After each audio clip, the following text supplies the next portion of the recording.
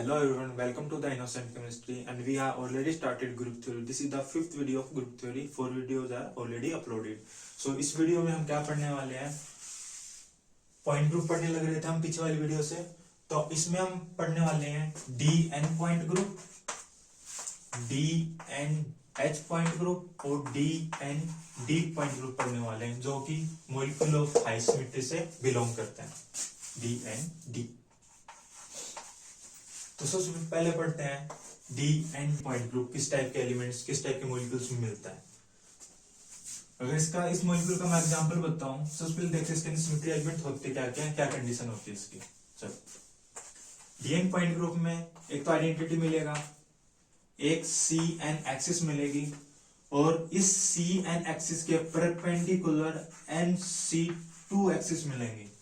बात करता हूं, बस इतना ही कहानी होता है इसके अंदर। मतलब डी एन पॉइंट ग्रुप कौन से सिमेट्री ग्रुप को बोलेंगे, जिस सिमेट्री ग्रुप के अंदर सिर्फ एक आइडेंटिटी एलिमेंट हो, सी एन जो कि प्रिंसिपल एक्सिस होगी यहाँ पे और ये सेकेंडरी एक्सिस होगी जिसके अंदर, और इसके अलावा कुछ और ना हो। अगर C3 है तो इसके 3C2 एक्सिस हो, C4 है तो 4C2 एक्सिस हो। इसका एग्जांपल बताता हूं मैं, C डबल बॉन्ड C, इसका एग्जांपल है इथीन। पर कंडीशन क्या है यहाँ पे, देखो अच्छे समझाता हूँ आपको, पहले सिंपल फोल्ड स्ट्रक्चर बनाता हूँ। पहले C H H H और H। देखो इसमें ये हाइड्रोजन तो एक प्लेन में है, ये वाली हाइड्रोजन एक प्लेन में, ये वाली हाइड्रोजन एक प्लेन। अभी तो क्या है, अभी ये वाली हाइड्रोजन, ये वाली हाइड्रोजन दोनों एक ही प्लेन में, पूरा मॉलिक्यूल एक ही प्लेन में। मैंने क्या किया, ये वाले दो जो हाइड्रोजन है, एक ये वाली हाइड्रोजन, ये वाली हाइड्रोजन, इसका प्लेन को मैंने ऐसे इंक्लाइन कर दिया, हल्का सा ट्विस्ट कर दिया। कितना ट्विस्ट किया, 0 डिग्री से ज्यादा और 90 डिग्री से कम, इसको ट्विस्ट कर दिया। मतलब बिल्कुल ऐसे 90 डिग्री भी नहीं करना है, ये तो इस प्लेन में और ये ऐसे प्लेन में हो, ऐसे इसको नहीं करना है, हल्का से ट्विस्ट रहे। तो इससे क्या होगा, तो इसका स्ट्रक्चर इस टाइप का हो जाएगा। अगर मान लो कि मैंने इसको इस मॉलिक्यूल को ऐसे ट्विस्ट कर दिया, मतलब ऐसे ट्विस्ट कर दिया, तो क्या हो गया, ये वाली हाइड्रोजन ऊपरी साइड होगी जरा सी, ये वाली हाइड्रोजन बैक साइड में गई। ऐसे इसको भी साथ में सेम किया, पर इसका उल्टा। अब क्या मैंने क्या किया, ऐसे ट्विस्ट कर दिया इसको, ये वाली हाइड्रोजन आगे की साइड और ये हाइड्रोजन पीछे की साइड, तो ऐसा कोई मॉलिक्यूल है।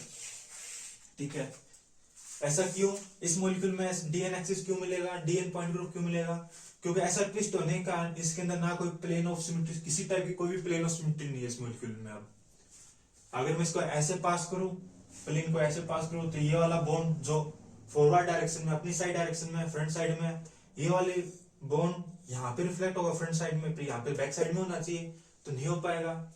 मॉलिक्यूलर प्लेन भी कोई पास नहीं हो रहा है क्योंकि पूरा मॉलिक्यूल एक प्लेन में है ही नहीं। ये वाला भी पास नहीं हो रहा क्योंकि ये फ्रंट साइड, ये बैक साइड रिफ्लेक्ट हो गए तो गड़बड़ हो जाएगा, तो ये वाला भी नहीं है। तो इसके अंदर क्या है, अगर यहां से मैं सामने से इस प्लेन के, ये वाला जो मॉलिक्यूल है, ये ग्रीन बोर्ड, इसके मैंने परपेंडिकुलर एक्सिस पास किया, मैंने इसके परपेंडिकुलर, इस एक्सिस को मैंने ऐसे रोटेट किया, तो क्या होगा, ये वाला हाइड्रोजन, ये वाला जो हाइड्रोजन रोटेट होके यहाँ पे आ जाएगा, ये वाला यहाँ पे आ जाएगा रोटेट होके, और ये वाली हाइड्रोजन रोटेट होके यहाँ पे आ जाएगी, ऐसे रोटेट होके, ये ऐसे रोटेट होके यहाँ पे आ जाएगी। तो मतलब इसके अंदर C2 एक्सिस है। तो अगर मैं नोट करूं तो इसके अंदर E है, एक C2 एक्सिस है। अगर मैं इस एक्सिस को प्रिंसिपल एक्सिस मान रहा हूं तो इसके अंदर 2 C2 एक्सिस और भी होनी चाहिए, क्योंकि C2 है तो n टाइम्स C2 होनी चाहिए। n की वैल्यू कितना है, 2, मतलब इसके अंदर 2 C2 और होनी चाहिए, C2 डैश और C2 डैश डबल डैश और होनी चाहिए अगर इसके अंदर डीएन पॉइंट ग्रुप है तो देखो मैं यहां से एक एक्सिस पास कर रहा हूं, जो एक्सिस इन दोनों कार्बन के अंदर से पास हो रही है, ऐसे पास कर रहा हूं, ऐसे। और क्या किया मैंने, उस एक्सिस को 180 डिग्री से रोटेट कर दिया। तो क्या होगा, ये हाइड्रोजन जो फ्रंट साइड है 180 डिग्री रोटेट होके बैक साइड में चली जाएगी, इसकी पोजीशन पे आ जाएगी, और ये पीछे की साइड से रोटेट होके अपनी साइड फ्रंट साइड में आ जाएगी। ठीक है, ऐसे ही यहाँ पे ये फ्रंट साइड में ही वाली हाइड्रोजन क्या होगा, रोटेट होके उस साइड से बैक साइड में चली जाएगी, और जो बैक साइड में है आगे से रोटेट होके ऐसे फ्रंट साइड में आ जाएगी। ठीक है, तो यहां से C2 एक्सिस है, एक C2 एक्सिस तो होगी। अब थर्ड वाली की बात करते हैं। थर्ड वाली एक्सिस यहां से पास करते हैं, ये भी क्या है, C2 एक्सिस है। कैसे, अगर इस मॉलिक्यूल को मैं ऐसे रोटेट करूं, ये क्या है, हाइड्रोजन फ्रंट साइड में, रोटेट होने के बाद बैक साइड में गई, यहां पे आ गई। ठीक है, और ऐसे ही ये हाइड्रोजन बैक साइड में है, रोटेट होने के बाद फ्रंट साइड में आ गई। ठीक है, और ये दोनों कार्बन तो क्या है, प्लेन में ही है, तो रोटेट होने के बाद भी क्या प्लेन में रहेंगे। तो इसके अंदर क्या है, दो C2 एक्सिस हो गई और एक प्रिंसिपल एक्सिस हो गई। अच्छा, इस पॉइंट ग्रुप में ऑर्डर कैसे निकालते हैं फिर? इस पॉइंट ग्रुप का ऑर्डर होता है 2n। अगर यहां पे देखो मेरे पास कौन सा पॉइंट ग्रुप बनेगा, Cn, मतलब पॉइंट ग्रुप कौन सा होता है, n की वैल्यू होती है, यहाँ पे n की वैल्यू कितना है 2, तो Dn पॉइंट ग्रुप हो गया। Dn, n की वैल्यू कितना है 2, तो 2 हो गया। ऑर्डर कितना होगा, h की वैल्यू कितना हो जाएगा 2n, 2 इंटू n की वैल्यू 2, 4। ऑर्डर कितना होगा इसके लिए 4, इसलिए 1 2 3 4 हो गया। अगर नेक्स्ट एग्जांपल की बात करूं Dn पॉइंट ग्रुप के, CO En थ्राइस 3 पॉजिटिव, इसका पॉइंट ग्रुप होता है D3। एक्सप्लेन करते हैं कैसे, क्यों। देखो, अपने जो ऑक्टाइड स्ट्रक्चर होता है, ऑक्टाइड स्ट्रक्चर होगा इसका, मतलब बीच में CO होगा, एक प्लेन बना देते हैं, बीच में तो क्या हो गया CO, ऐसे हो गया, ये अपसाइड, ये डाउन साइड प्लेन के। ये है एक नाइट्रोजन यहाँ पे, एक नाइट्रोजन यहाँ से, एक ऐसे कनेक्ट, एक नाइट्रोजन यहाँ पे और एक नाइट्रोजन यहाँ पे, एक यहाँ से ऐसे कनेक्ट, और ये नाइट्रोजन और इस नाइट्रोजन से ऐसे कनेक्ट। ये तो क्या है, प्लेन में, मतलब प्लेन का एक नाइट्रोजन तो अपसाइड है, एक नाइट्रोजन डाउन साइड है, मतलब एक नाइट्रोजन अपसाइड वाले नाइट्रोजन से कनेक्ट है और एक प्लेन का डाउन वाले से कनेक्ट है, और एक ये हो गया। अब इस मॉलिक्यूल में कैसे होगा सब कुछ, पहले ऑक्टाहेड्रल स्ट्रक्चर को समझते हैं अच्छे से। यहाँ देखो अपना ऑक्टाहेड्रल स्ट्रक्चर कुछ इस टाइप का होता है। ये 4 एटम तो ऐसे स्क्वायर में हो गए और एक एटम ऊपर हो गया, एक एटम नीचे की साइड हो गया। अगर इस मॉलिक्यूल को मैं ज़रा ऐसे रोटेट कर दूँ, इस टाइप से मैंने इसको रोटेट कर दिया, तो क्या हो गया, 3 एटम तो बैक साइड में है और 3 एटम अपनी फ्रंट साइड में है। एटम 1, एटम 2, एटम 3 तो बैक साइड में हो गए और एटम 4, 5, 6 फ्रंट साइड में हो गए। तो एटम 1, 2, 3 का भी ऐसे पीछे की साइड बैक साइड में ट्रायंगुलर फॉर्म बनेगा और एटम 4, 5, 6 का भी ऐसे ट्रायंगुलर फॉर्म में फ्रंट साइड बनेगा। तो एक टाइप से कैसा स्ट्रक्चर हो गया इसका, स्टैगर्ड स्ट्रक्चर हो गया, जैसा कि स्टैगर्ड इथेन में जैसा स्ट्रक्चर होता है ना, उस टाइप का इसका स्ट्रक्चर हो गया। अगर इसको मैं ग्रीन बोर्ड पे बनाऊं तो इसमें देखो नाइट्रोजन मान रहा हूं, देखो 3 ये साइड 3 ये बैक साइड, ठीक है। इसमें एक नाइट्रोजन यहाँ पे, एक नाइट्रोजन यहाँ पे, एक नाइट्रोजन यहाँ पे, और ये वाला नाइट्रोजन ऐसे, ठीक है। एक ये प्लेन हो गया ऊपर वाला, इसके पीछे क्या है, कोबाल्ट है, और उसके पीछे क्या है, दूसरा प्लेन है, ट्रायंगुलर प्लेन है जो कि, ठीक है। इसमें क्या हो गया, एक तो ये बॉन्डिंग इस टाइप से, एक ये बॉन्डिंग इस टाइप से, और एक ये बॉन्डिंग इस टाइप से। आइडेंटिटी लेकिन नहीं है, नाइट्रोजन नाइट्रोजन कनेक्ट होता है। अब देखो यहां से अगर सामने इसमें क्या पास करूं, C3 एक्सिस पास करूं, तो है अगर 120 डिग्री से रोटेट कर लिया तो ये दोनों नाइट्रोजन यहाँ पे आ जाएंगे, ये दोनों यहाँ पे आ जाएंगे, और ये वाले यहाँ पे आ जाएंगे। तो इसके अंदर क्या है, सेंटर से पास किया मैंने, C3 एक्सिस है यहाँ पे, ठीक है। उसके बाद मतलब इसके अंदर ये है C3 आ गया। अब उसके बाद हमको क्या चाहिए, 3C2 चाहिए। वो कैसे है, देखो मैंने एक ऐसे एक एक्सिस पास की यहां से, यहां से मैंने एक एक्सिस पास की, वो एक्सिस जो ये दो प्लेन है, जो ट्रायंगुलर दो प्लेन है, इन दोनों ट्रायंगुलर प्लेन के बीच से पास हो रही है, मतलब ये एक्सिस सिर्फ और सिर्फ कोबाल्ट के अंदर से पास हो रही है, दोनों प्लेन के बीच से और कोबाल्ट के अंदर से पास हो रही है, ठीक है। इसको मैंने ऐसे रोटेट कर दिया 120 डिग्री, सॉरी 180 डिग्री मैंने इसको रोटेट कर दिया। क्या हो जाएगा 180 डिग्री रोटेट करने के बाद, ये वाला नाइट्रोजन अपर साइड आ जाएगा यहाँ पे, मतलब जो मैं येलो चौक से जो शो कर रहा हूँ वो मतलब बैक साइड है, और जो रेड चौक से जो शो कर रहा हूँ ये फ्रंट साइड है। तो ये येलो वाला जो नाइट्रोजन ये वाला बैक साइड में है, रोटेट होके आगे की साइड आ जाएगा, मतलब ये यहाँ पे आ जाएगा, और ये वाला नाइट्रोजन रोटेट होके यहाँ पे आ जाएगा। तो मतलब इस नाइट्रोजन, ये वाला नाइट्रोजन यहाँ पे आ गया, बना के दिखा देता हूँ आपको।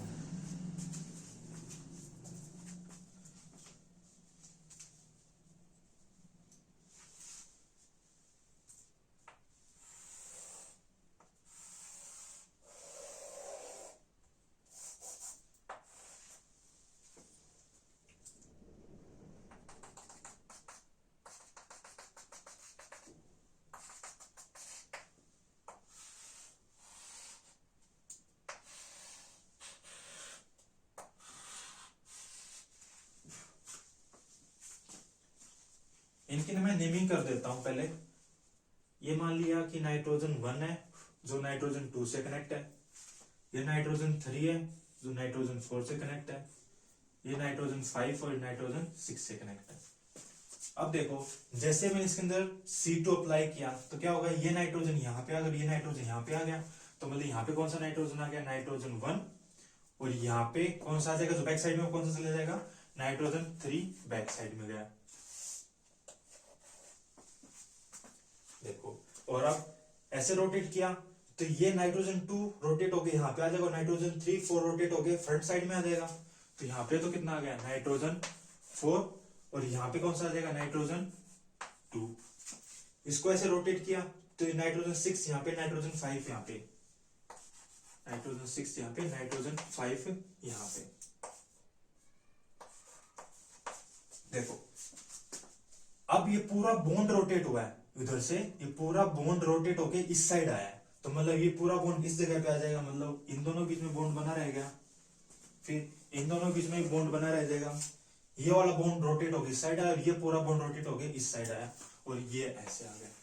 तो देखो इक्विवेलेंट स्ट्रक्चर है या नहीं, ये बॉन्ड भी इसी साइड में, ये बॉन्ड भी इसी साइड में, इस साइड और ये इस साइड, दोनों इक्विवेलेंट स्ट्रक्चर हो गए। तो कौन सी एक्सिस होगी, ये वाली एक्सिस C2 एक्सिस हो गई। ऐसे इसके अंदर एक तो ये वाली C2 एक्सिस होगी, एक ये वाली C2 एक्सिस होगी,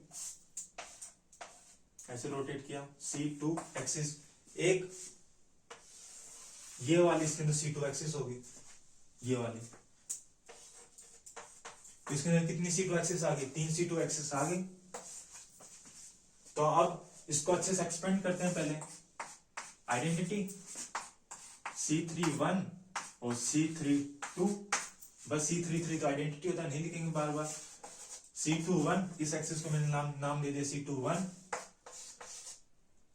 C2 dash, sorry C2 double dash और C2 ट्रिपल डैश नाम दे दिया, तीनों मैंने इनको C2 एक्सिस को। तो कितने सिमेट्री एलिमेंट हो गए, 1 2 3 4 5 6। पॉइंट ग्रुप कितना है इसका, D3 पॉइंट ग्रुप में ऑर्डर कितना होता है, 3 multiply by 2 is equal to 6। तो अपना आंसर भी सही है। एक इसका ही सेम एग्जांपल मेरे पास है जिसके अंदर सिर्फ C3 एक्सिस होते हैं, मतलब इसका पॉइंट तो D3 है, पर एक ऐसा एग्जांपल जिसके अंदर C3 पॉइंट ग्रुप होता है। जैसे मैं बताऊं, एग्जांपल है CO ZY 3 टाइम्स, डाइडेंटेड लिगेंड है जिसमें एक तरफ बॉन्ड ऑक्सीजन के साथ बनता है, दूसरी साइड बॉन्ड नाइट्रोजन के साथ बनता है। इसका ये वाला फिगर होता है। अगर देखो, अब इसमें देखो डाइडेंटेड लिगेंड है, नाइट्रोजन और ऑक्सीजन से कनेक्ट है, तो क्या ये फेशियल टाइप का सा है, मतलब जो ऊपर वाला जो फेस है इसमें सिर्फ नाइट्रोजन नाइट्रोजन है, और जो बैक साइड में है जो ट्रायंगुलर फेस है उसमें सिर्फ ऑक्सीजन ऑक्सीजन है।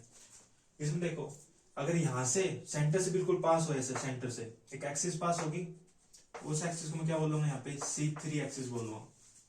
देखो ऐसे जैसे इसको रोटेट किया तो क्या होगा, ये बोन एच रोटेट होके यहाँ पे आ जाएगा, नाइट्रोजन ऊपर ही रहा, ऑक्सीजन नीचे ही गई, और ये वाला पहले जहाँ यहाँ पे था वो वाला रोटेट होकर ऐसे आ जाएगा, नाइट्रोजन यहाँ पे, ऑक्सीजन यहाँ पे, और ये वाला ऐसे आ जाएगा। तो ज्यादा चेंज नहीं है। तो सिर्फ इसके अंदर क्या है, एक तो ई हो गया, एक C3 एक्सिस हो गया।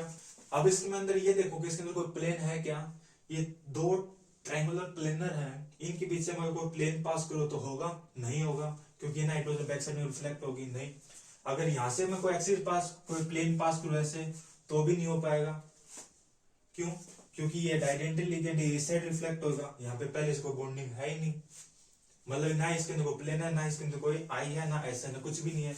तो इसके अंदर क्या है, सिर्फ ये वाले, इसको अच्छे से एक्सपेंड करके लिखो तो ई C3 1 C3 2, तो इसको पॉइंट ग्रुप कौन कितना हो गया, C3 पॉइंट ग्रुप हो गया। और जो C3 पॉइंट ग्रुप होता है इसका ऑर्डर कितना होता है, n के इक्वल होता है, n मतलब 3, तो इसका ऑर्डर कितना हो गया 3, तो 1 2 3, सही है।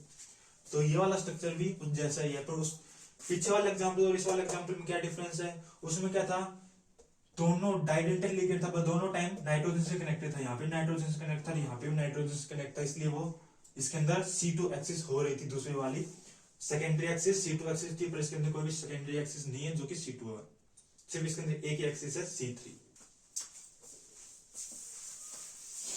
नेक्स्ट एग्जांपल की बात करते हैं इसी पॉइंट ग्रुप की, इथेन। मैंने यहाँ पे दो स्ट्रक्चर बनाए हैं, एक स्ट्रक्चर तो क्या है, ये वाला तो क्या है स्टैगर स्ट्रक्चर है, और ये वाला क्या है गॉस स्ट्रक्चर।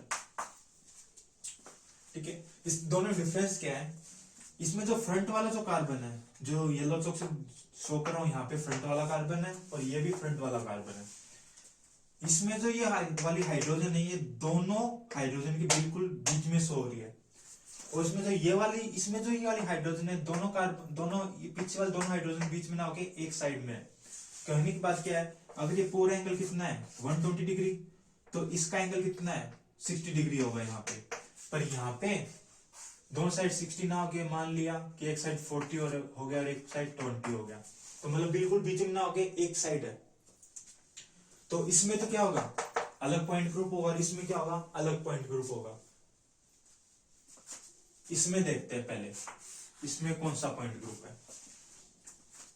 अगर यहां से मैं सामने से पास करूं तो C3 एक्सिस है, अगर इसको मैं ऐसे रोटेट कर दूंगा तो ये वाली हाइड्रोजन यहाँ पे आ जाएगी और ये वाली हाइड्रोजन यहाँ पे आ जाएगी, तो मतलब इसके अंदर C3 एक्सिस तो है,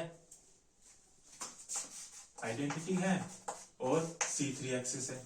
उसके बाद अगर मैं यहां से एक एक्सिस पास करूं ऐसे, एक तो आगे वाली प्लेन में हाइड्रोजन और एक बैक साइड प्लेन में हाइड्रोजन है, उन दोनों कार्बन, इन दोनों कार्बन के बीच से पास की मैंने, मतलब मैंने ये वाली एक्सिस, इसको मैंने रोटेट कर दिया ऐसे 180 डिग्री से, ऐसे मॉलिक्यूल को रोटेट कर दिया कि फ्रंट वाला कार्बन बैक साइड में गया और बैक साइड वाला कार्बन फ्रंट में आ गया। तो रोटेट होने पे क्या आ जाएगा, ये वाली हाइड्रोजन बैक साइड में यहाँ पे आ जाएगी, ये वाली हाइड्रोजन बैक साइड में यहाँ पे आ गई, और ये वाली दोनों वाली हाइड्रोजन रोटेट होके यहाँ पे आ जाएंगी। तो क्या होगा, ये वाली हाइड्रोजन तो रोटेट होके इस साइड में आ जाएगी, और ये वाली हाइड्रोजन रोटेट होके इस साइड चली जाएगी बैक साइड वाले कार्बन पे। तो क्या होगा, इक्विवेलेंट स्ट्रक्चर आ जाएगा। तो मतलब यहां से क्या है, C2 एक्सिस है, ऐसे एक C2 एक्सिस यहां से पास होगी, ये वाली C2 एक्सिस, और एक C2 एक्सिस इसमें यहां से ऐसे पास होगी। तो इसके अंदर कितनी C2 एक्सिस है, 3 C2 एक्सिस है। अब देखते हैं इसके अंदर कोई प्लेन है, अगर मैं इसके अंदर कोई ऐसे प्लेन पास करूं सिग्मा भी, तो इसके अंदर कोई ऐसा प्लेन भी नहीं है, और ना इसके अंदर कोई हॉरिजॉन्टल प्लेन पास करूं, ना इसके अंदर कोई हॉरिजॉन्टल प्लेन है। तो इस मॉलिक्यूल का पॉइंट ग्रुप क्या हो जाएगा, D3 पॉइंट ग्रुप हो जाएगा इस मॉलिक्यूल का। तो पर यहाँ पे क्या हो जाएगा, इसका एग्जाम्पल, ये नेक्स्ट उसका एग्जाम्पल है, ये एग्जाम्पल है D एंड D का एग्जाम्पल है, ये D and D point group का एग्जाम्पल है जो इसको आगे समझता है।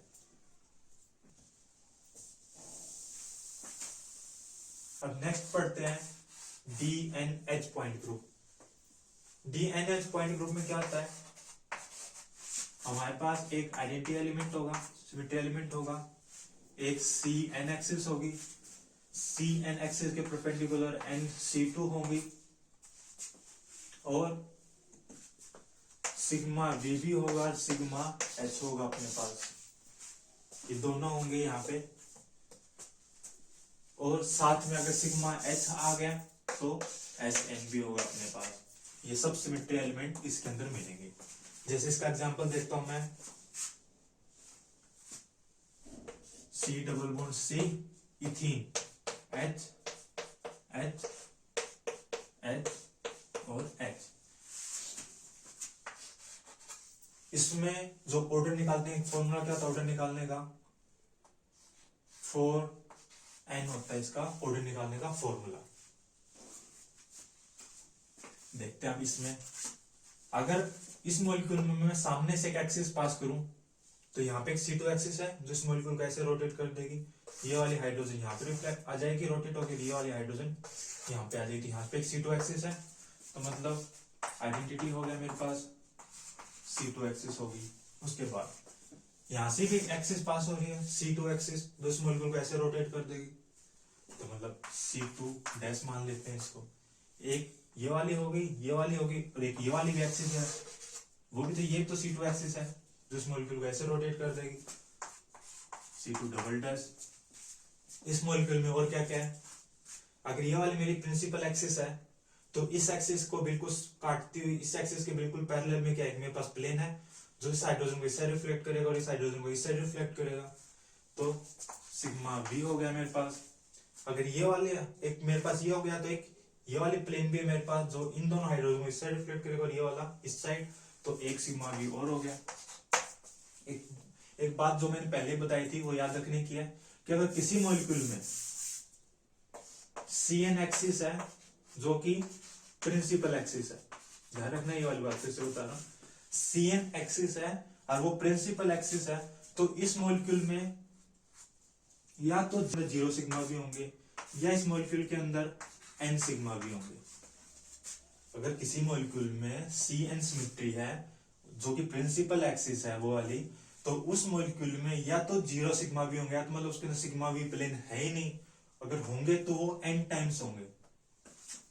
सेकंड बात, इस मॉलिक्यूल में या तो 0 टाइम्स C2 सिमेट्री होगी जो कि सेकेंडरी एक्सिस की तरह होगी, ठीक है। अगर CN एक्सिस है तो उसके अंदर सेकेंडरी जो एक्सिस होंगी, C2 की बात करो, या तो वो 0 होंगी या वो NC2 होंगी। ये वाली बात नोट करने की है कि अगर सिग्मा भी होंगे तो 0 होंगे, एन सिग्मा भी होंगे। ऐसे C2 सिमेट्री की बात करूं जो कि सेकेंडरी एक्सिस है जो परपेंडिकुलर होगी बिल्कुल इस एक्सिस के, या तो 0 होंगी या n टाइम्स होंगी, या तो होंगी नहीं होंगी तो n टाइम्स होंगी। तो ये वाली बात है, देखो प्रिंसिपल एक्सिस है मेरी ये वाली, तो इसके अंदर 2 C2 एक्सिस है, दोनों परपेंडिकुलर है। CN एक्सिस 2 है तो मेरे पास 2 सिग्मा भी प्लेन होंगे, ये दोनों है सिग्मा भी और सिग्मा भी डैश।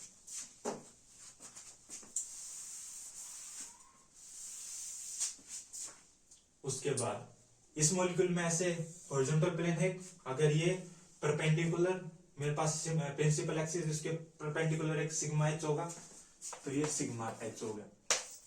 उसके बाद CN एक्सिस भी है, सिग्मा एच है तो सिग्मा SN भी होगा। SN कितना होगा, C2 के इक्वल होगा यहाँ पे, तो यहाँ पे S2 है मेरे पास मॉलिक्यूल में। यहाँ पे अब टोटल कितने सिमेट्री एलिमेंट होंगे, कैसे निकालेंगे, देखो आइडेंटिटी है, ठीक है। C2 1 होगा, एक C2 1 डैश होगा, C2 1 डबल डैश होगा, sigma V dash, sigma H, सब एच हो गए, सब सेम ही है। अब देखो S2 में क्या क्या होगा, S2 1 S2 2 S2 2 किसके इक्वल होता है, आइडेंटिटी के इक्वल, तो इसको यहां से फिर से भगा देंगे। और S21 किसके इक्वल होता है, मैंने पीछे वाली वीडियो में बताया था कि S21 is equal to C21 sigma के इक्वल होता है, जो कि हमेशा आइडेंटिटी के इक्वल होता है। ये वाला प्रूफ बाद में आएगा, मैट्रिक्स रिप्रेजेंटेशन करेंगे ना पॉइंट ग्रुप की, वहां पे जहां पे सिमेट्री एलिमेंट को मैट्रिक्स रिप्रेजेंट करेंगे उस टाइम पे इसका प्रूफ होगा। तो ये किसके इक्वल हो गया, S21 किसके इक्वल हो गया, I के इक्वल हो गया।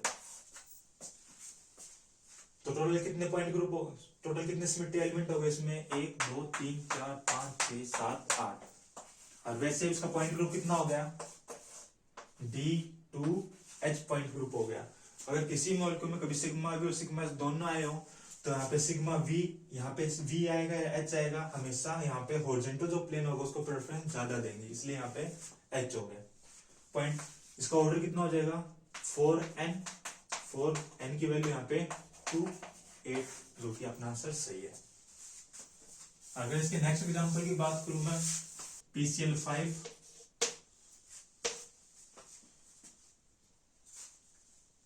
का स्ट्रक्चर PCl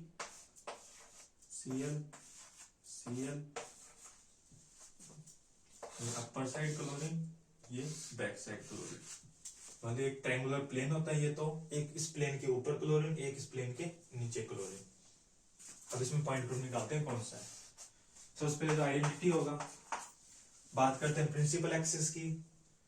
अगर यहां से एक एक्सिस पास कर रहा हूं जो क्लोरीन इस फास्फोरस और इस क्लोरीन के अंदर से पास हो रही है, तो कौन सी एक्सिस होगी, वो C3 एक्सिस हो गई। इस क्लोरीन को यहाँ पे और इस क्लोरीन को यहाँ पे, इस क्लोरीन को यहाँ पे रोटेट करेगी, जो जिसको मैं 120 डिग्री से रोटेट करूंगा तब, तो कौन सी एक्सिस हो गई, C3 एक्सिस हो गई इसके अंदर।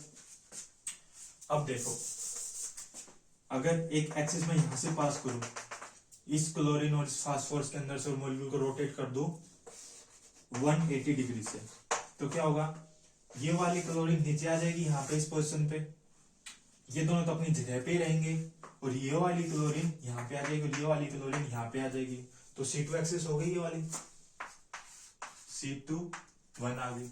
अब देखो मैंने बताया था प्रिंसिपल एक्सिस क्या है यहाँ पे C3, C2 एक्सिस मतलब इसके परपेंडिकुलर एक्सिस है, ये वाली एक्सिस C3 थी, इसके परपेंडिकुलर एक्सिस है। ये एंड ये 3 है, तो ये कितने टाइम होंगी, 3 टाइम्स होंगी, मतलब ये 3 C2 होंगी।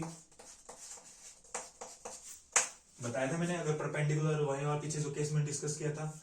उसके बाद इसके अंदर सिग्मा वी की बात करते हैं। अगर मैं एक ऐसे प्लेन पास करूं जो इस क्लोरीन इस फास्फोरस इस क्लोरीन से पास हो रहा है, 1 2 3 4 इन 4 एटम से ऐसे एक प्लेन पास हो रहा है, तो क्या करेगा, इस क्लोरीन और इस क्लोरीन को आपस में क्या करेगा, रिफ्लेक्ट करेगा। तो क्या हो गया, सिग्मा वी प्लेन है। वही वाली बात, प्रिंसिपल एक्सिस में एक सिग्मा वी हो गया, या तो होंगे, नहीं होंगे तो कितने होंगे, 3 होंगे, तो कितने सिग्मा वी होंगे यहाँ पे 100%, 3 सिग्मा वी होंगे। एक सिग्मा वी ये वाला, एक सिग्मा वी तो इस फास्फोरस इस क्लोरीन से पास होगा, एक सिग्मा वी इस क्लोरीन इस फास्फोरस इन दोनों क्लोरीन से पास होगा, एक इस क्लोरीन से इस फास्फोरस से इन दोनों क्लोरीन से पास होगा, तो 3 सिग्मा वी हो गए। उसके बाद देखो इसके अंदर हॉरिजॉन्टल प्लेन है ये वाला, वो प्लेन जो इस क्लोरीन और इस क्लोरीन से पास होगा और फास्फोरस के अंदर से पास होगा, ये वाला प्लेन, जो प्लेन सी इस क्लोरीन को और इस क्लोरीन को क्या करेगा, रिफ्लेक्ट करेगा, तो वो कौन सा होगा, हॉरिजॉन्टल प्लेन होगा। ये प्रिंसिपल एक्सिस थी और ये वाला प्लेन पास किया, तो इसके अंदर एक हो गया सिग्मा एच हो गया। और बात करते हैं, C3 एक्सिस है और सिग्मा एच है, तो इसके अंदर SN भी होगा। SN कौन सा होगा, 3 होगा, यहाँ पे प्रिंसिपल एक्सिस यहाँ पे 3 थी, तो यहाँ पे 3 होगा। और अब और कुछ नहीं है इसके अंदर, बस काफी। अब इसको अच्छे से एक्सपेंड करते हैं। देखो E सही है वाली बात, C3 मतलब C3 1 और C3 2, C2 dash, C2 double dash, C2 triple dash, C2 triple dash, ये हो गया, इनमें कोई चेंज नहीं है। Same sigma we dash, same sigma we double dash, और एक ऐसे सिग्मा एच। अब बात करते हैं S3 point, S3 symmetry element की, इसको मैं एक बार रब कर रहा हूं। S3 है यहाँ पे, S3 का क्या बताया था, अगर Sn में n क्या होता है, ओड होता है, तो इसको 2n टाइम ऑपरेट करेंगे, तो ऑपरेट करते हैं, चलो इसको। S3 1 मतलब C3 1 और सिग्मा 1, ये किसके इक्वल होगा, S3 1 के इक्वल होगा। उसके बाद S3 2 C3 2 सिग्मा 2, सिग्मा का स्क्वायर मतलब सिग्मा की पावर E1 मतलब आइडेंटिटी, तो ये C3 2 के इक्वल आ गया। S3 3 C3 3 के इक्वल होगा और सिग्मा 3 के इक्वल होगा। C3 3 क्या होगा? आइडेंटिटी। सिग्मा की पावर ओड मतलब सिग्मा होता है, पीछे वाली वीडियो में मैंने बताया था, तो सिग्मा के इक्वल आ गया। S3 4 मतलब C3 4 और सिग्मा 4 के इक्वल होगा। ऊपर बड़ी है नीचे छोटी है तो माइनस हो जाएगा, तो मतलब क्या हो गया? C3 1 के इक्वल हो गया। सिग्मा पावर 4 मतलब sigma power E1, sigma power E1 मतलब आइडेंटिटी होता है, तो मतलब C3 1 हो गया। उसके बाद बात करूं S3 5 की, तो क्या होगा? C3 5 और सिग्मा की पावर 5, पावर ऊपर फिर से बड़ी है माइनस हो जाएगा, तो क्या आ जाएगा? C3 2 हो जाएगा। और सिग्मा की पावर 5 मतलब सिग्मा, दोनों का कॉम्बिनेशन आ गया। इसका मतलब क्या है? ये S3 मतलब ये S3 5 ही है, सही है। इसके बाद है S3 6 जो किसके इक्वल हो जाएगा? आइडेंटिटी के इक्वल हो जाएगा। तो मतलब इसमें कौन कौन से सिमेट्री एलिमेंट है? Sn में S3 1 है, नोट कर लिया। C3 2 है, C3 2 पहले से ही अपने पास, पर यहाँ पे जरूर नहीं होता कि पहले से ही है। ये C3 2 और ये C3 2 सेम ही है, देखो। उसके बाद सिग्मा आ चुका है मेरे पास। सिग्मा भी कौन सा? क्या तो ये वाला सिग्मा भी होगा या ये वाला होगा, ये वाला हो। अपने पास तीनों सिग्मा भी हमने नोट करके रखे हैं पहले से ही। C3 1 भी आया हुआ है, तो कौन सा रह गया अब? S3 5। टोटल कितने सिमेट्री एलिमेंट हो गए? 1 2 3 4 5 6 7 8 9 10 11 12 सिमेट्री एलिमेंट हो गए। इसका पॉइंट ग्रुप कितना आ जाएगा? D3 H है, तो D3H इसका क्या हो गया? पॉइंट ग्रुप हो गया। ऑर्डर कैसे निकालेंगे इसका? 4 multiply by 3 is equal to 12, जो कि सेम है, सही है। 4s इसका फॉर्मूला होता है निकालने का, 4 मल्टीप्लाई बाई 3 12 आ गया। इसके बाद नेक्स्ट है D point group. D point group पे मतलब यहाँ पे इस D का क्या मतलब होता है? Dihedral plane of symmetry. और यहाँ पे इस D का क्या मतलब होता है? कि इसके अंदर CN एक्सिस है, उसके परपेंडिकुलर NC2 एक्सिस है। इसका मतलब होता है ये इस DN का। मैं आपको यहाँ पे एक ट्रिक बताना चाहता हूँ, देखो नोट करना वाली ट्रिक। मान लो कोई मॉलिक्यूल है जिसके अंदर CN एक्सिस है और उसके अंदर सिर्फ एक ही टाइप की CN एक्सिस है, मतलब प्रिंसिपल एक्सिस उसके अंदर एक ही है, और उस मॉलिक्यूल के अंदर N सिग्मा V मॉलिक्यूल है। और उस मॉलिक्यूल के अंदर दूसरी बात क्या है? परपेंडिकुलर, इस CN एक्सिस के परपेंडिकुलर NC2 एक्सिस भी है। थर्ड बात क्या है यहाँ पे? कि उस मॉलिक्यूल में सिग्मा H नहीं हो। अगर ये तीन कंडीशन होंगी जिस मॉलिक्यूल में, कि उसके अंदर N सिग्मा भी है और NC2 एक्सिस है जो CN एक्सिस के परपेंडिकुलर, और सिग्मा H उसके अंदर नहीं हो, ऐसा अगर कंडीशन होएगा तो उसके अंदर इस सिग्मा V को हम N सिग्मा D कह के बोलेंगे। मतलब वहां पे जो ये वर्टिकल प्लेन होगा डाइहेड्रल प्लेन में चेंज हो जाएगा, उस वर्टिकल प्लेन को डाइहेड्रल प्लेन बोलेंगे। ये वाली मोस्ट इंपॉर्टेंट कंडीशन, बस एक रेगुलर ऑक्टाहेड्रल को छोड़ के, बस रेगुलर जो ऑक्टाहेड्रल मॉलिक्यूल होते हैं जैसे SF6 हो गया, इस मॉलिक्यूल को छोड़ के बस, और हर एक मॉलिक्यूल में इस टाइप का केस होता है, बस रेगुलर ऑक्टाहेड्रल जैसे मॉलिक्यूल होते हैं उनको छोड़ के। तो अब इस DND पॉइंट ग्रुप में सिमेट्री एलिमेंट कौन कौन से होंगे? एक तो होगा E CN एक्सिस होगा, इसके अंदर एक परपेंडिकुलर C2 एक्सिस भी होंगी, N सिग्मा D होंगे, इसके अंदर सिग्मा H नहीं होगा 100%।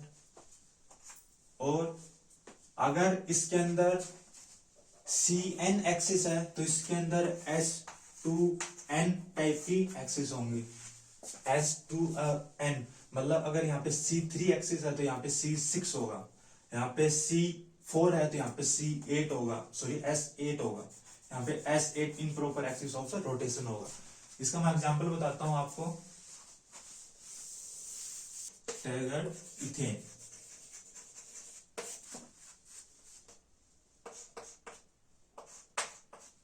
ऐसा कुछ इसका स्ट्रक्चर होगा। इसमें जो मैंने ब्लू चौक से जो हाइड्रोजन दिखाई हुई है, ये फ्रंट साइड में वो वाली हाइड्रोजन जो फ्रंट कार्बन पे है, और जो रेड चौक से जो शो की हुई जो हाइड्रोजन है वो बैक साइड वाले कार्बन पे जो हाइड्रोजन है वो वाली हाइड्रोजन है, और स्टैगर्ड टाइप का इसका स्ट्रक्चर है। अब इसमें देखो इसके अंदर कौन कौन से सिमेट्री एलिमेंट है। अगर मैं ऐसे सामने से पास करूं, ऐसे ऐसे सामने से पास करूं, तो यहाँ पे C3 एक्सिस है, ऐसे रोटेट होने के लिए क्या होगा, ये वाली हाइड्रोजन यहाँ पे आ जाएगी रोटेट होने पे, और ये वाली यहाँ पे, और ये वाली यहाँ पे आ जाएगी। तो इसके अंदर आइडेंटिटी है और C3 एक्सिस है। अब देखो इसके अंदर अगर मैं यहां से इस मॉलिक्यूल में ऐसे एक एक्सिस पास कर रहा हूं C2 एक्सिस, तो क्या होगा, इस मॉलिक्यूल को मैं ऐसे रोटेट कर रहा हूं, मतलब जो पीछे वाला कार्बन है वो आगे आ जाएगा रोटेट होके, और जो आगे कार्बन है वो पीछे चला जाएगा रोटेट होके। तो क्या होगा, अगर इसको मैंने ऐसे रोटेट किया तो ये वाली जो हाइड्रोजन है, ये वाली, ये ऊपर पीछे वाले कार्बन पे ऊपर की साइड है, तो ऊपर की साइड ऐसे आगे तो रोटेट होके क्या आ जाएगी, आगे की साइड वो नीचे आ जाएगी। तो मतलब आगे की साइड ये रोटेट होके क्या आ जाएगी, यहाँ पे आ जाएगी इस साइड। ठीक है। दूसरा बात क्या होगा, ये दोनों हाइड्रोजन, ये वाली हाइड्रोजन, ये वाली हाइड्रोजन पीछे वाले कार्बन पे नीचे की साइड है, ऐसे पीछे वाले कार्बन पे ऐसे नीचे की साइड है, दोनों हाइड्रोजन ऐसे, एक ये ऐसे दोनों ऐसे। जैसे पे C2 एक्सिस लगाऊंगा तो रोटेट होके ऐसे रोटेट होके ये आगे की साइड ऊपर की साइड आ जाएंगे, आगे की साइड में ऐसे यहाँ पे आ जाएंगी। तो ये वाली हाइड्रोजन यहाँ पे आ जाएगी और ये वाली हाइड्रोजन ऐसे यहाँ पे आ जाएगी। तो इसमें C2 एक्सिस है, मतलब परपेंडिकुलर C2 एक्सिस हो गया। इसके अंदर बताया था किसी मॉलिक्यूल में C3 एक्सिस है, अगर उसके परपेंडिकुलर एक C2 ही मिल जाए तो टोटल कितनी C2 होंगी, 3 C2 होंगी।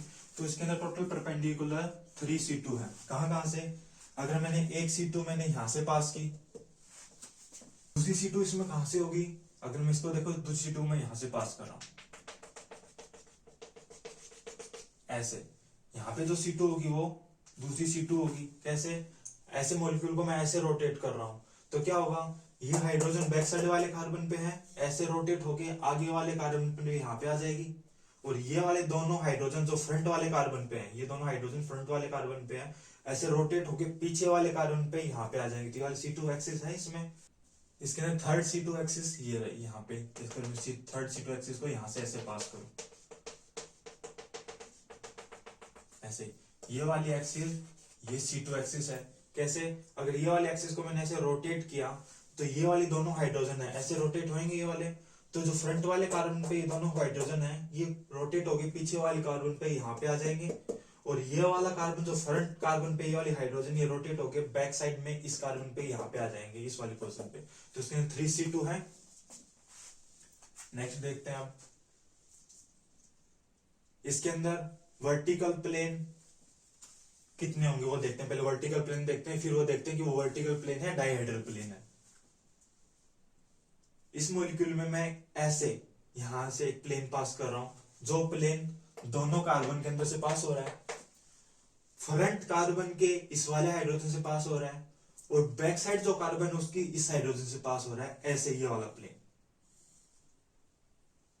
ये प्लेन क्या करेगा, जो फ्रंट वाला कार्बन है उसकी इस हाइड्रोजन को फ्रंट वाली इस हाइड्रोजन के साथ रिफ्लेक्ट करेगा, और बैक वाली इस हाइड्रोजन को बैक साइड में इस हाइड्रोजन के साथ क्या करेगा, रिफ्लेक्ट करेगा। तो ये वाला प्लेन हो गया। अब इस वाले प्लेन में ध्यान से देखो, एक ये वाली C2 एक्सिस है और एक ये वाली C2 एक्सिस है, इन दोनों एक्सिस के बीच से पास हो रहा है, मतलब दो C2 एक्सिस के एंगल को बाइसेक्ट करता हुआ जा रहा है सिग्मा V प्लेन। तो ऐसे प्लेन को क्या बोलते हैं, सिग्मा D प्लेन बोलते हैं। तो ऐसे कितने सिग्मा डी प्लेन होंगे, इसके अंदर 3 सिग्मा डी प्लेन होंगे, तो 3 सिग्मा डी प्लेन होंगे।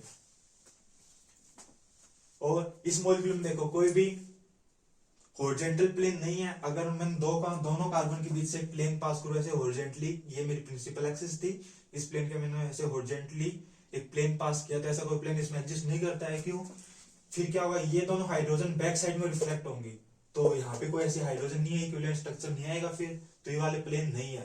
देखो तो क्या हो गया, अगर मैं इनको सिंपल सिग्मा V प्लेन बोलता, सिंपल मैं बोलता कि मान लो मुझे नहीं पता था कि ये डाइहेड्रल प्लेन है या नहीं है, मैं इसको सिंपल सिग्मा V बोलता, तो जो मैंने पीछे कंडीशन बताई थी उसको याद रखना कि इसके अंदर क्या हो गया, C3 एक्सिस है इस मॉलिक्यूल के अंदर, उस एक्सिस के परपेंडिकुलर 3 C2 है, सिग्मा V है, और सिग्मा H नहीं एग्जिस्ट करता है। ये 3 कंडीशन हो गया इस मॉलिक्यूल के अंदर, पर इसके अंदर सिग्मा एच नहीं है और ये 3 कंडीशन है, तो इस सिग्मा वी को हम सिग्मा डी बोलेंगे। ये वाले पीछे मैंने रूल बताया था, इस रूल को याद रखना। तो यहाँ पे सिग्मा डी हो गया इस रूल के अकॉर्डिंग।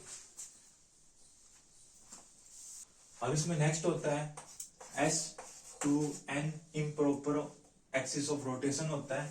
जब मैंने इम्प्रॉपर एक्सिस ऑफ रोटेशन समझाया था सेकंड वीडियो में मेरी, तो वहां पे मैंने बताया जो स्टैगर टाइप के मॉलिक्यूल होते हैं उसमें S2N टाइप का एक्सिस ऑफ रोटेशन होता है, जितना प्रिंसिपल एक्सिस होता है उससे डबल होता है। तो यहाँ पे कौन सा एक्सिस ऑफ रोटेशन हो जाएगा, CS6 सिमेट्री ऑफ एक्सिस हो जाएगा। अब यहाँ पे इन सब सिमेट्री एलिमेंट को एक्सपेंड करके लिखते हैं,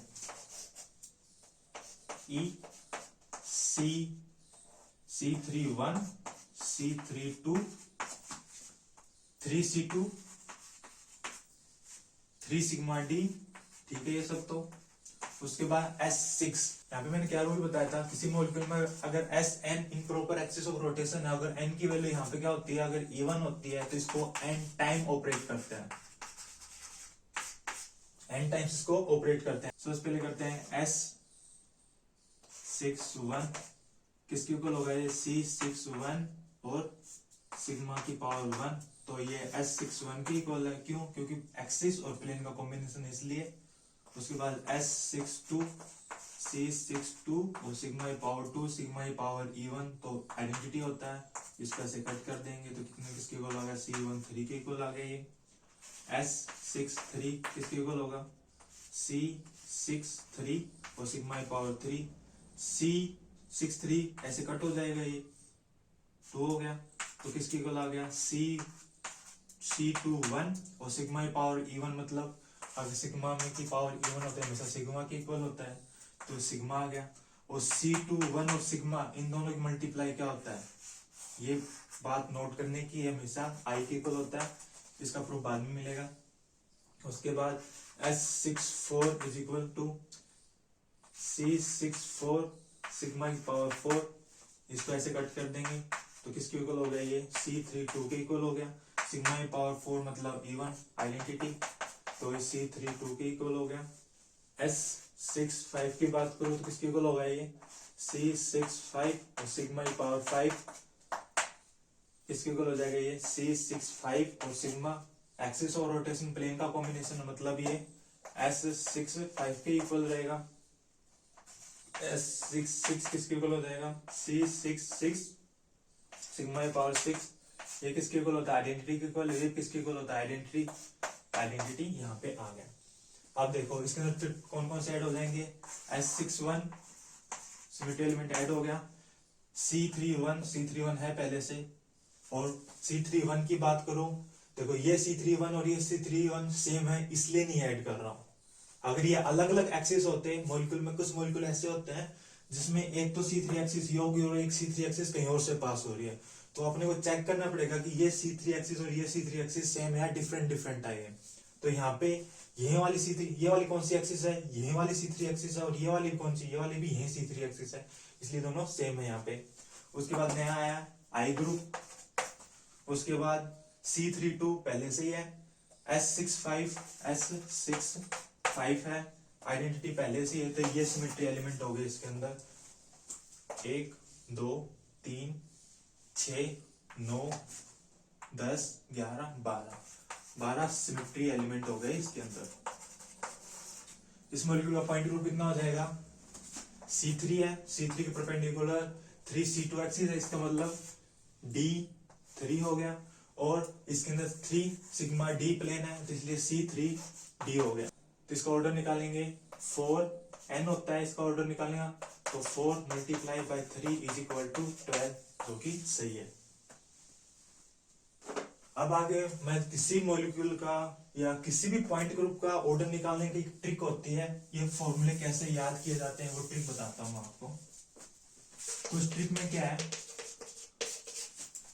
जैसे CN सिमेट्री हो गया, तो जैसे कोई पॉइंट ग्रुप होता है जैसे CNV है, तो इसमें नोट करके रखो तो कि C को हम क्या नोट करेंगे, 1 से नोट करेंगे, N को N से भी नोट करेंगे, V हो गया या H हो गया, ये वाला V मतलब वर्टिकल प्लेन हो गया, या H हो गया डाइहाइड्रल हो गया, इन सबको हम 2 से डिनोट करेंगे।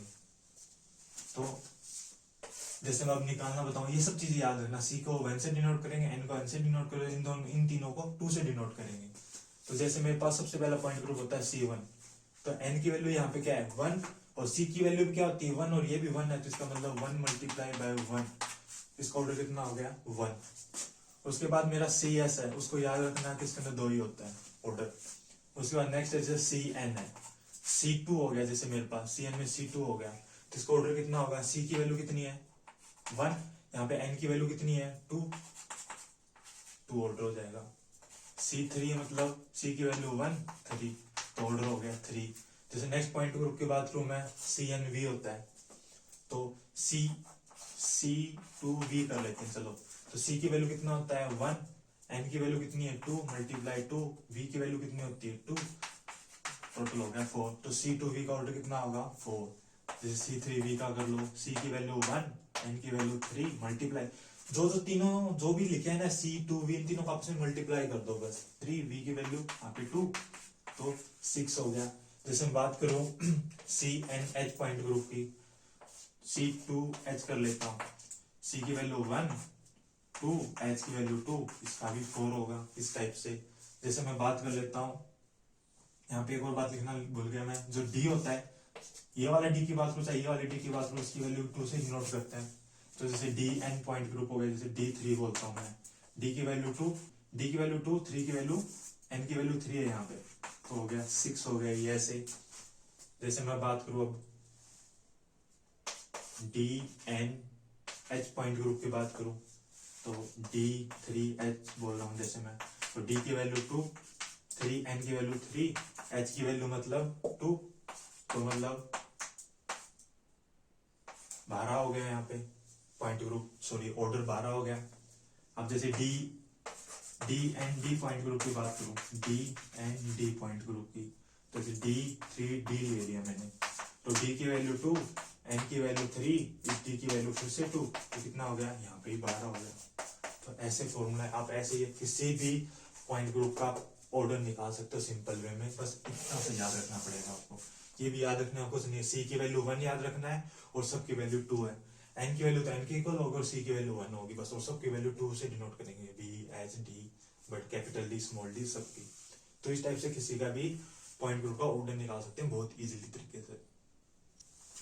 सो इस वीडियो में बस इतना है। अगर आपको मेरी वीडियोस यूजफुल लगी तो please subscribe my channel, share my video among your friends, और आगे के जो पॉइंट ग्रुप हैं जैसे ऑक्टेल में मॉलिक्यूल में कौन से पॉइंट ग्रुप होते हैं, जो स्पेशल पॉइंट ग्रुप हो, नेक्स्ट वीडियो में पढ़ेंगे। तो इस वीडियो के लिए बस इतना ही। Thank you for watching my video.